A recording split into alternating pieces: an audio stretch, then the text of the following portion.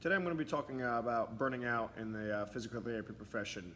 I'm sure a lot of what I'm about to say can be extrapolated to other professionals and other careers, as a lot of people in the working class community tend to get burnt out at some point in their career. A lot of people think that a vacation is going to answer it, or if they just step away from work for a couple days, that'll kind of help with their burnout or the feeling of being burnt out. However, usually that is just putting the issue on hold or pressing pause on it. You're not addressing the underlying problem or reasons why you're feeling burnt out. A lot of the times in physical therapy or the medical profession, this may present itself as a lack of empathy for our patients and what they're going through, a dislike for the profession that they're in or the setting that they're in. Repetitive treatment plans often become a major issue. Tends to be a lot of massaging or just a lot of exercises, and they tend to be the same types of things, and that tends to get us in a rut or just doing mindless work.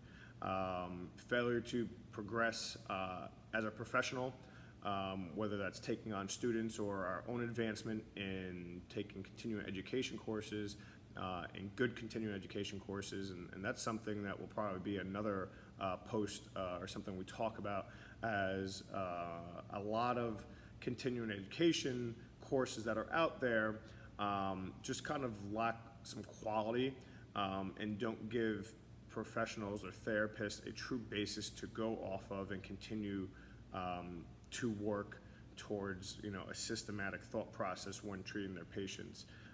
What I've seen with continuing education courses is not all of them. There are some good ones out there, but it's these self-proclaimed gurus that try and pass off what they see and what works for them and their patient population, patient clientele, and they try and package it and send it out to people to try. And what that does is the average clinician or average professional tries it for a couple days, a couple weeks. Once they get out, maybe gets a thing or two out of it, but never really develops a true paradigm and nothing to continually go off of. And that tends people to kind of jump from course series to course series with no real direction, and lends them to tend to get frustrated with what's out there and inevitably their profession.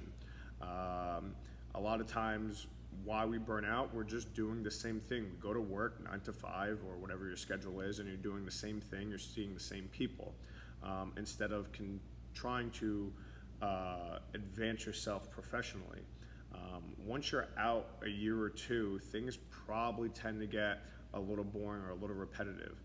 This is where I suggest trying different avenues. Don't try and treat more or work more in the sense of being at the office or in terms of a patient caseload, but can you maybe diversify what you're doing, whether it's teaching at a university or a residency program, or hopping on with a continuing education company, so you're adding a little bit of variety to your schedule. Maybe that's taking on a student or a resident student.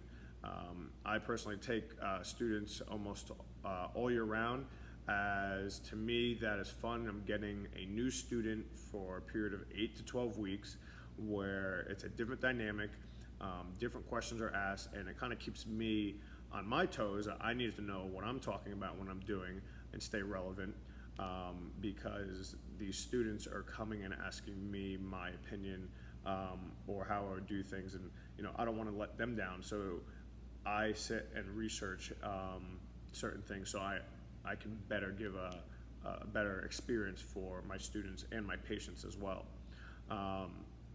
Another thing people can do is go on search for advanced certifications.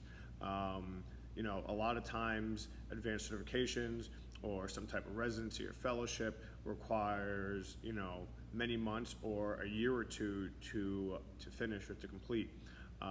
This is going to kind of give you something to work towards. You're building community, you're going to be around people that are trying to advance themselves. That in itself is, I find, invigorating. You go away on a weekend course retreat or weekend intensive. You're bouncing ideas around or topics, research things, and you just kind of come back reinvigorated and wanting to implement these new things that were talked and discussed and worked on over the weekend. So I find that's a great way. If you find that you're doing the same thing for every single patient, try and change your paradigm, change your clinical decision making, take some new and different courses that are out there. We come out at age, in our 20s, 25, 26, 27, a majority of us, and if we're going to be doing this for the next 30, 40 years, we can't be doing the same things that we did when we first came out. Some other things that we have available in today's day and age is starting different paths of blogs or vlogs or podcasts, things of that nature. These will all help kind of diversify what you're doing day to day and give you a new challenge or a new sense of purpose. If you look at some of the the people in either our industry or other industries, the ones that seem to be the happiest or the ones that work the most but don't seem to ever get burnt out are usually the ones that have 3, 4, 5, 6 different things going on at once. And while from the outside it looks like you couldn't do it, or how are they doing it, they're crazy, it's probably what keeps them quote unquote sane, because it breaks up the day, it breaks up the monotony. They're always diving into something new, and it kind of keeps things fresh for them. I teach at a local university here, and for me, when I'm there on Thursdays and sometimes Fridays, it's a nice break from the week. I'm in my clinic pretty much all day, Monday through Friday, and sometimes Saturday. So when I get to go to university and teach, or adjunct and assist in some of the classes there, for me, it's a nice break. I'm also around 50 or 60 students that are asking questions and are thirsty for knowledge, and it's just kind of reinvigorating. I've been working about 5 years now. I've done a residency. I'm in the process of a fellowship. I've started a few different things, and I find that has kept me from burning out.